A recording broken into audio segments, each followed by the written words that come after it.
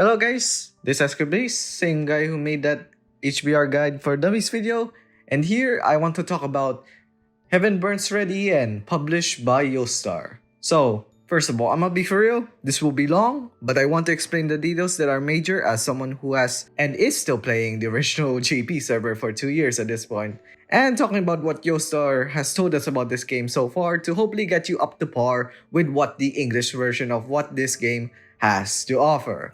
So, yeah. First of all would be the pre-registration rewards. Simple enough. It goes up to 200k was the goal, the final goal. And since we achieved it, the rewards are 3,000 quartz. That's the gacha currency. And it is the equivalent of a 10 pool. 3 10-roll recruitment tickets with 2 of them having a S style. I'm sorry, I mean Memoria, I'm not gonna get used to that. Or higher guaranteed. Though these rolls are different, while you still technically get 30 rolls, you can't really use it as a gacha currency like Quartz, as it has its own banner.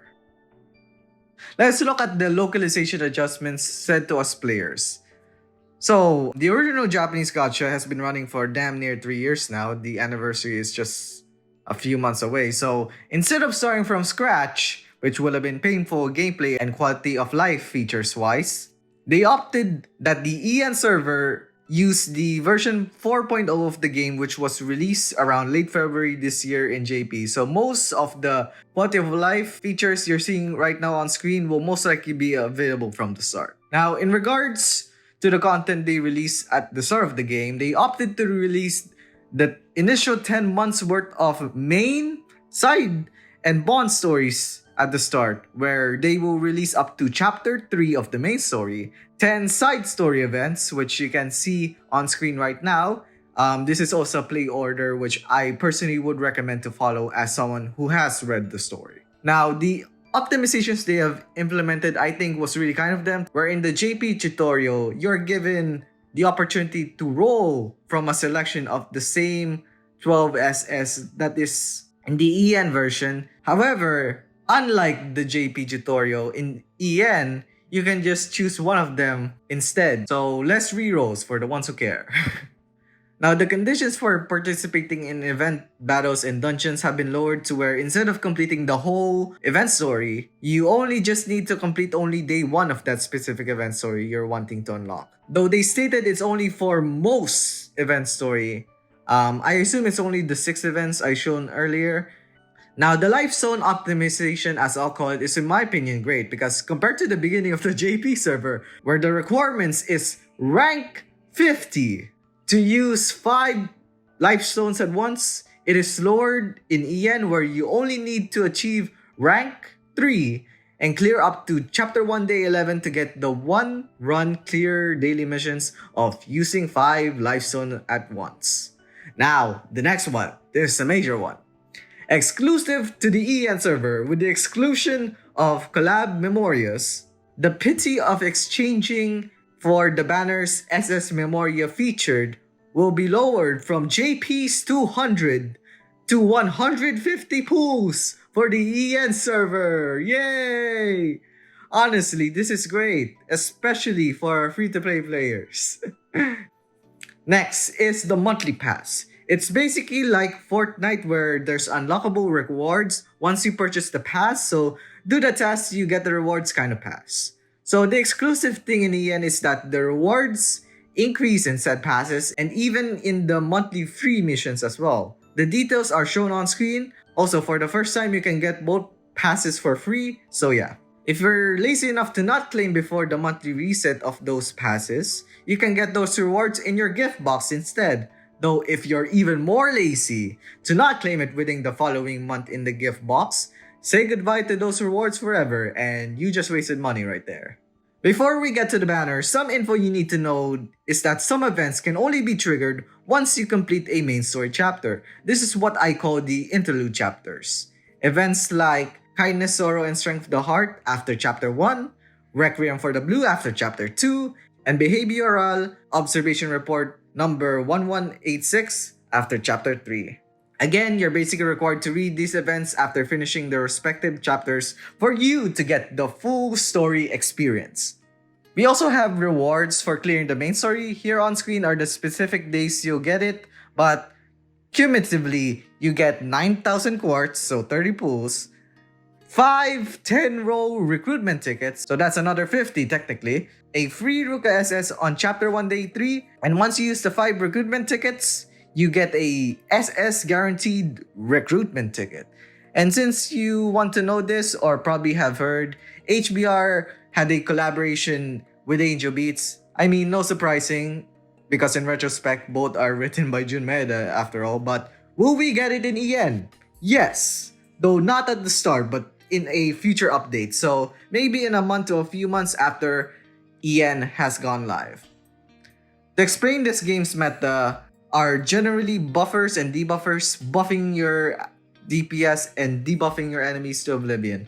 With a pool of these 47 SS released at the start, I don't see some of the meta DPS we would use nowadays, whether general or elemental. So ultimately, the highest ones on my recommendation are the most potent buffers and debuffers and the memorias with great utility.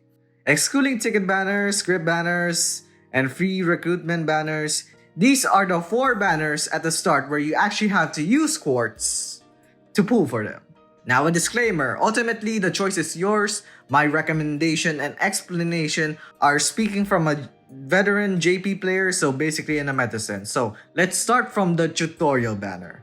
If you're going meta and getting Seika SS2, which is my top pick for reroll, pick Tama. Ignore the talks about Seira because Seika SS2 is ultimately a better version of her. Tama is amazing, one of the few memorias to revive your DP. It's one of the great utility units I was referring to. Anyways, time for the actual banners where you spend your quartz. I'll go from skips to definitely pool.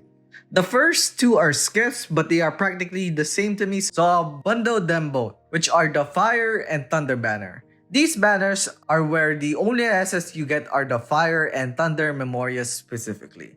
You only get 3 kinds of SS for each banner, so let's start with the Oshima Sisters banner or the Fire banner. Minori is generally a weak attacker, but the Mind Eye buff on her EX skill, which is a rare buff, is generally useful because of its increased damage if the element of your DPS also have the same element for the enemy's weakness. But ultimately, she is a unit I wouldn't want to have when around the corner a certain Yuripe, being the fire DPS for the time, and the SS of her younger sister Mua following right after, in which she has more versatility with an EX skill, not just with the Mind Eye buff, but can also heal your units instead of being a weak DPS. So yeah, skip worthy for her, in my opinion. Her sister's Ichiko, who is a defender that gives fire buffs, and Isuzu, who is a debuffer that gives fire debuffs, are to me around the same boat as well. For a starting fire team, these 2 can be part of it, but ultimately they wouldn't be exactly the core of said team. Next is the Thunder banner. While I did say it's supposed to be a skip, I wouldn't be surprised if someone tried even a 10 pull for this banner because relatively, Seika SS1 is a great unit that at this point in time, before she gets power crap later, she had great utility. Her Thunder Field is great, but most importantly, her Doping buff is one of the best buffs for general use. And the fact that those skills can be inherited to Seika SS2, which is the style to pull that I mentioned earlier, makes it even better. Yuina SS2 is a blaster with multiple hits. While that's useful especially in overdrive focused compositions, she's ultimately just a good DPS slash blaster now and a decent one in retrospect. Carol. While she's a staple of my auto farm runs, she really isn't a good DPS, especially without my Union and my Vampire Sharo, which are memorials released later on. Her damage isn't really that good, so yeah. Let's say someday you will have all 3 of them. She can be used in auto farm runs, but ultimately, especially at this point, she is a unit with a weak DPS. Now, the last 2 banners are basically 2 options. One is the higher chance of getting more SS option, while the other is the higher chance of getting the meta units option. The Step Up banner, unlike the other 3, won't guarantee you the featured memorias, but ultimately, you have a higher chance of getting more SS there than any other banner. And the last banner, which is the release celebration banner, is to me, if you want to roll whilst getting the highest chance of the meta units currently released, this is the banner to pull for. Like the Fire and Thunder banners, the featured SS are the ones you're guaranteed to get. But unlike them, there's 7 Memorias featured. So let's get through them. Weakest ones here are Ichigo SS, who is a thunder damage dealer, and Yuina SS, who is a light damage dealer. Though the drawback from both is that they only have one hit, so you can't really break both the DP and the HP at the same blow, which is usually the main thing for these DPS units, so yeah. The decent ones are the Ruka and Waki SS. Ruka SS is an average fire DPS, that's it. Waki, however, is a average ice DPS but a bit better than Ruka with fire because her non-EX skill is also elemental, which would give more damage, especially if the enemy's elemental weakness is the same as her. I already talked about Tama and how great she is, so let's move on about my girl Aoi. She is usually for higher end content, and the reason is that her EX skills both taunts the enemy and gives her 2 invincibility buffs. No matter how hard the enemy hits, they wouldn't leave her with a scratch. That's how great she is. And with the added bonus that if you get her now and get her second Memoria, or Maid Aoi as we call it, when it releases, she will not just inherit the skills of this Memoria onto her SS2, but Maid Aoi's specialty is being an amazing Thunder DPS. So if you get both, she can quite literally be used in both offense and defense. In terms of what I think are the meta units currently, it's Tama at 3rd, Aoi at 2nd, and the final, and the best one featured is Seika SS2. She's quite literally multiple buffers in one. Her EX skill, she can give your desired unit multiple buffs such as crit rate, crit damage, general attack up, and a bit of healing for good measure. At this point in time, there's literally no units that are as meta as her. In summary, with her on your squad, damn near guarantees easily deleting every enemy on your way to victory. Though admittedly, she isn't used that much in JP nowadays because 1 year later, a certain Aoi Koga character in a suit will inevitably end her dominion. But like I said, for now, she is the meta, and to me, this is the banner to pull if you're going for the meta units.